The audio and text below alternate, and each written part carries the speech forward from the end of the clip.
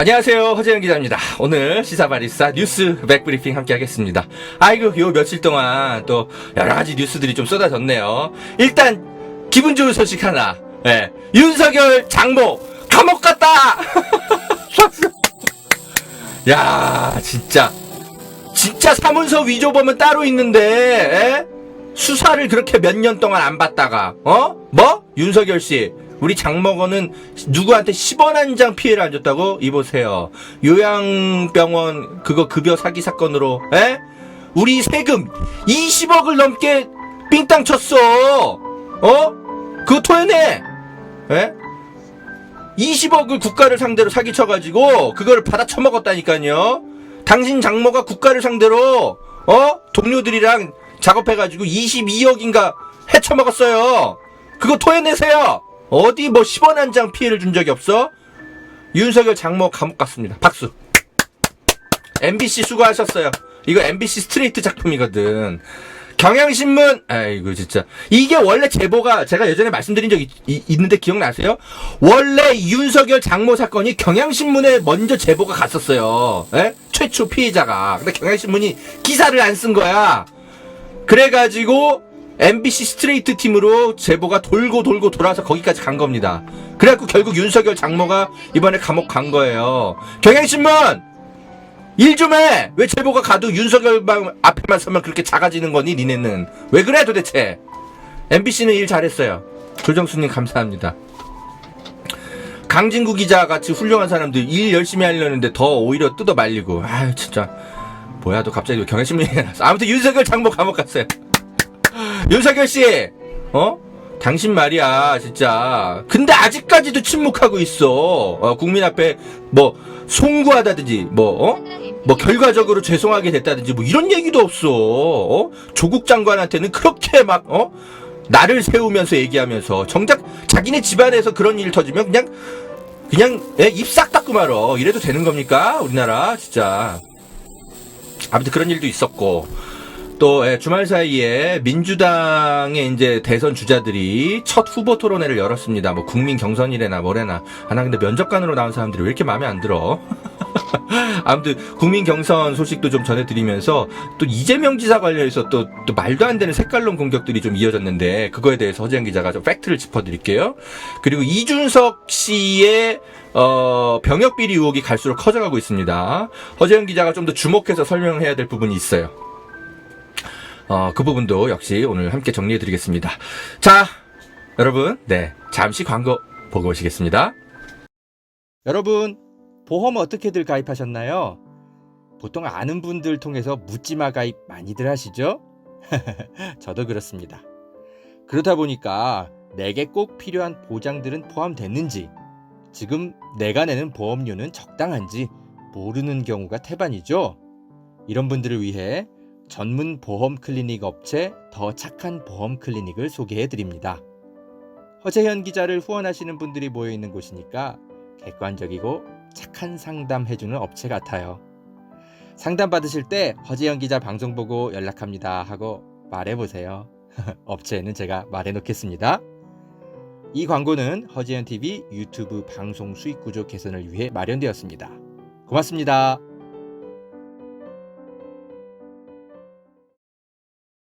여러분, 산삼도 이제 저렴하게 드실 수 있는 시대라는 것 아셨나요? 산양산삼 한번 드셔보세요. 야생의 산에 산삼의 씨를 뿌려서 키워낸 삼이라 자연에서 나온 산삼과 효능이 똑같다고 하네요. 7년근 산삼을 산에서 직접 캐어 원액으로 만든 산삼 2박스를 허지연TV 구독자들에게만 36만 원에 판매한다고 합니다. 한 박스 아니고 2달치 먹을 산삼이 2박스에 36만 원인 겁니다.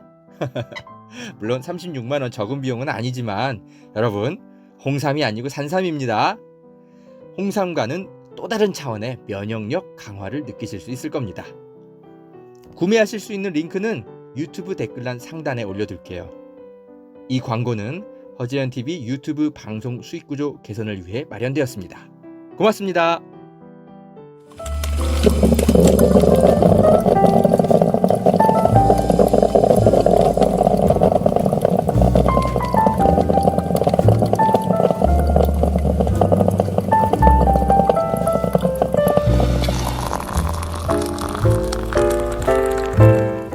네, 허재영 기자입니다. 자, 광고 봐주셔서 고맙습니다.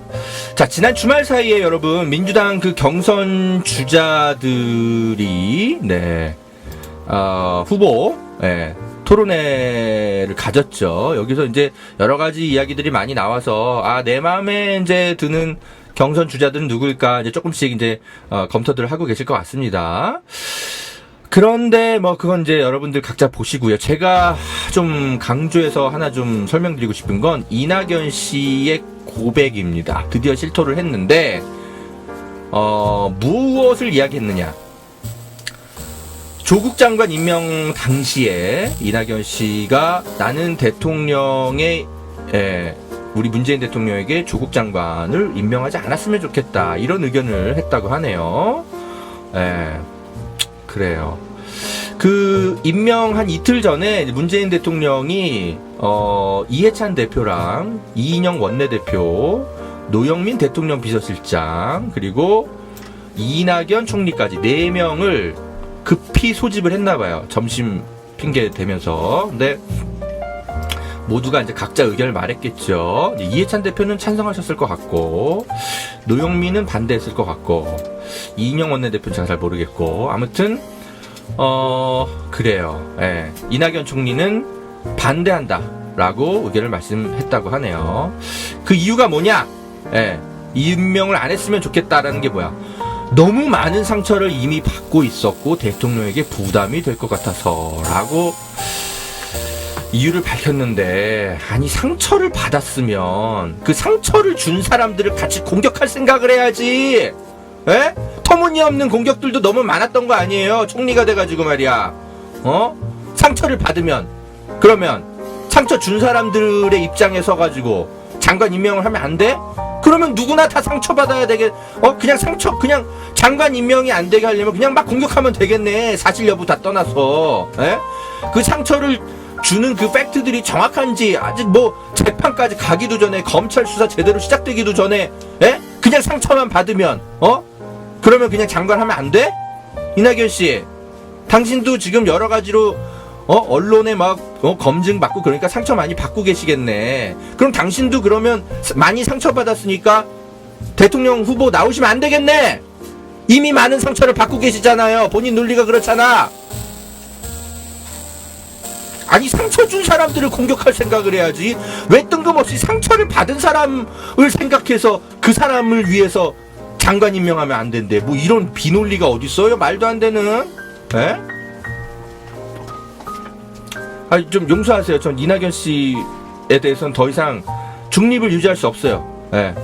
왜냐? 이따 설명드리겠지만 이낙연 씨가 저를 비롯하여 열린공간TV 강진구 기자 등등을 최성의 발언을 폭로했다라는 이유로 고소했습니다. 저보고 보도 내리래요. 못 내립니다.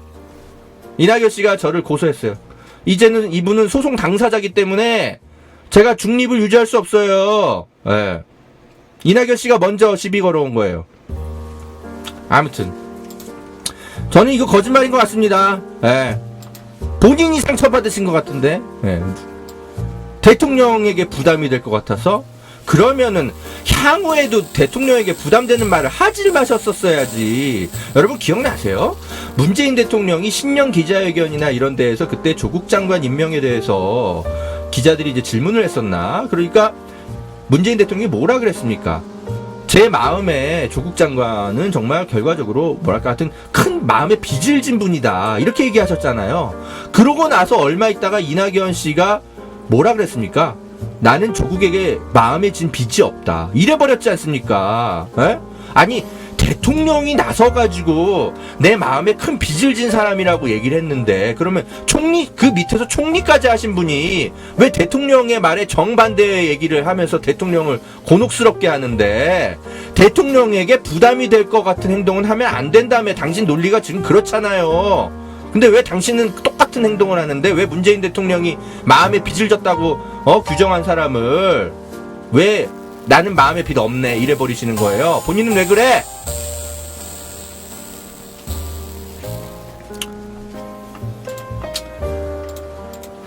자, 저희가 열린공간TV를 통해서 최성해 전 동양대 총장의 충격적인 발언을 폭로해 드렸죠.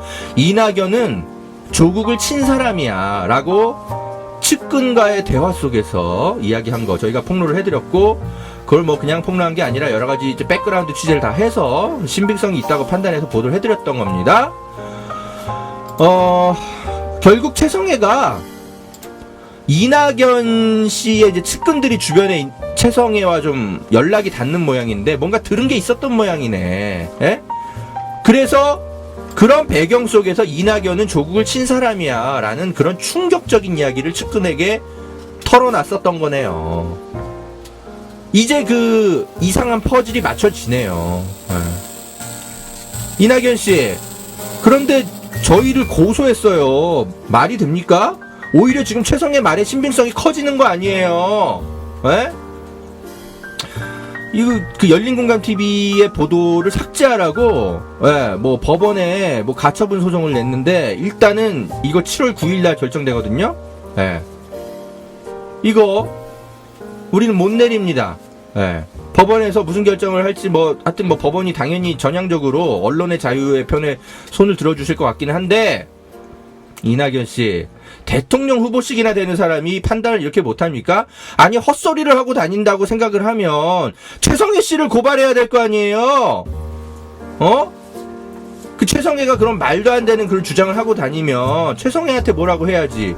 왜 열린공감TV랑 기자들의 입막음 소송을 하는데요? 왜 그러세요 도대체?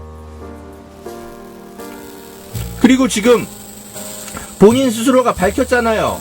조국 임명 반대했다고. 에? 그럼 최성해 씨가 무슨 근거를 갖고 한 얘기인지 이제 정확히 알게 되는 거 아닙니까? 고소 취하하세요. 대통령 후보를 하실 거면 좀 폭넓은 마음을 가지고 언론의 비판에 귀 기울이세요. 에? 어떤 분들은 이제 그런 얘기를 하시더라고요. 최성해 말을 어떻게 믿냐, 그런 얘기를 하시는데, 당연히 최성해 말을 믿지 않죠. 근데 그렇다고 해서 최성해가 무슨 미친 사람도 아니고 100% 다 이상한 얘기만 하는 사람이겠습니까? 이 사람 주변에는 정치권의 핵심들이, 이 사람이 인맥이 굉장히 넓기 때문에, 원래 사업하는 사람들 다 그래요. 보고 듣는 이야기들이 굉장히 많다고요. 그래서 참조할 만한 소문들을 이분이 굉장히 많이 듣고 계신 위치에 있는 건 사실이잖아요. 그래도 지역이긴 하지만 대학의 총장인데, 그럼 이 사람이 무슨 얘기들을 측근에게 하고 다니는지는 당연히 귀 기울여서 취재할 대상이 아닙니까? 그리고 이분은 최성해 씨는 본인이 그냥 허황된 얘기를 한 거다라고 이제 뒤늦게 부인하시는데, 이게 말이 안 되는 게요, 여러분. 원래 그 허황된 얘기는 어떤 사람들에게 하는 거냐면, 사업가들이 좀 덜 친한 사람들, 신뢰관계가 떨어지는 상대를 설득해가지고 어떤 비즈니스 이익을 취하기 위해서 그럴 때 허황된 얘기들을 보통 많이 해요, 사업가들이. 예? 제가 한 15년 이제 기자 경력으로 여러 가지 참 많은 분들을 봤는데, 보통 과장된 얘기나 허황된 얘기는 그런 경우에 합니다. 그런데 이낙연 씨가 그 측근에게 이낙연 어쩌고저쩌고 한 그 대상은요, 그런 그저 그런 상대가 아니에요. 최성해 씨에게 정말 몇십 년간 거의 피를 나눈 상대, 비즈니스 피를 나눈 상대란 말입니다. 굳이 뭘 설득할 필요도 없고 과장된 얘기를 할 필요가 없는, 정말 최성해의 수십 년간의 오른팔 같은 사람이라고요. 그런 사람끼리 사적인 대화를 하는데 뭐하러 허황된 얘기를 해? 안 그래요, 여러분? 그냥 나랑 좀 덜 친한 사람한테 나를 과시하려고 하거나 뭔가 좀 설득을 해야 되는데 근거가 빈약하거나 그럴 때 허황된 얘기를 하는 거잖아요. 그럴 땐 할 수 있지. 사업가들이 그런 거 많이 합니다. 근데 최성해 씨가 대화한 사람은 그런 사람이 아니라고요. 허황된 얘기를 할 대상이 아니야. 어이구, 이 사람아. 아무튼 저는 이번 대통령 후보 그 토론회 때 가장 충격적인 소식으로 이 내용을 들었습니다. 저는 조국 장관 임명 당시에 어떤 생각들을 갖고 행동들을 했는지는 저는 중요한 후보자 검증 기준이라고 생각해요. 예. 왜냐하면 바로 거기서 검찰을 대하는 태도, 검찰 수사에 대한 객관적인 이해, 예. 합리적인 판단, 이런 것들을 가늠할 수 있는 잣대가 되거든요. 예. 앞으로 대통령이 되시고 나서 아직 검찰개혁, 그죠? 아직 덜 끝났습니다. 그리고 경찰개혁도 더 해야 돼요. 예. 검찰 수사권 문제도 여전히 지금 박탈시키는 문제가 산적하단 말이죠. 앞으로 어떻게 할 것인지 가늠하는 잣대가 됩니다. 그렇기 때문에 조국 장관 임명 당시에 다들 어떤 태도를 취했는지는 후보자 검증에 매우 중요한 기준입니다. 예. 그래서 열린공감TV에서 이 부분을, 예, 최성애 씨의 발언을 무게를 갖고 보도를 한 거예요. 이낙연 후보 검증해야 될 거 아닙니까? 총리 때 뭐 했는지. 자, 아무튼, 네. 이낙연 씨! 끝까지 저희 기자들은 당신과 맞서 싸울 겁니다. 네. 선전포고 하셨는데, 네. 저희가 되레 선전포고 합니다. 오히려, 이낙연 씨의 행적과 비위 의혹에 대해서 아직 저희가 시간이 없어서 취재 못한 것들 여전히 많습니다. 특히 옵티머스 사건. 네? 그게 과연 보좌관 혼자서 버리고 그냥 자살하고 끝날 일입니까? 어떤 사람이 그렇게 생각해요? 제가 오히려 그거 그냥 눈에 불을 켜고 취재하려 합니다. 잠자는 사자 언론인의 코털을 건드리다니. 이낙연 씨, 엄중 실망. 자, 네, 이낙연 씨 관련 논평은 여기까지 하겠습니다.